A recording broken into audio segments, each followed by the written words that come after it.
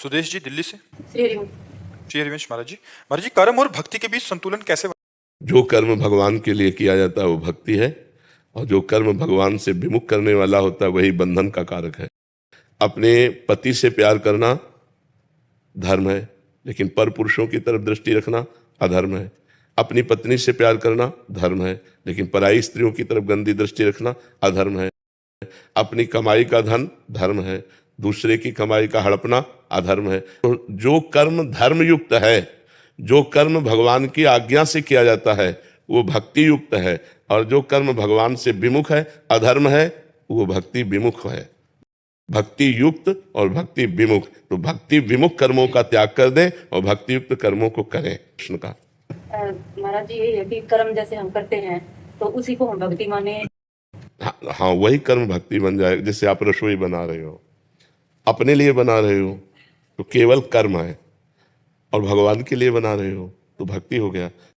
सुंदर भोग बनाया, भगवान को अर्पित किया, पा लिया, ये भक्ति हो गई। भगवान को अर्पित किया हुआ प्रसाद और संपूर्ण रसोई सेवा ये भक्ति बन गई।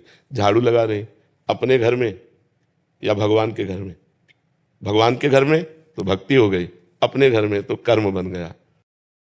पति परिवार की सेवा कर रहे हैं, ये भगवान के नाथ सकल संपदा तुम्हारी, मैं सेवक समेत सुत नारी, बढ़िया भक्ति हो गई। भक्ति का कोई अलग ढंग नहीं है। जो कुछ आप कर रहे हो वो भगवान को अर्पित कर दो, और भगवान का नाम जब चल रहा है वही भक्ति हो गया। और भगवान से विमुख होकर बड़े से बड़ा कर्म हो, अहंकार की पुष्टता, वही कर्म बनकर तुम्हारे बंधन का कारण होगा।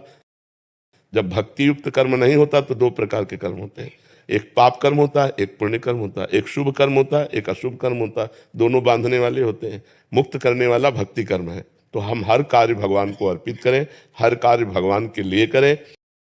जैसे हमारा शौच स्नान भी भक्ति हो जाता है।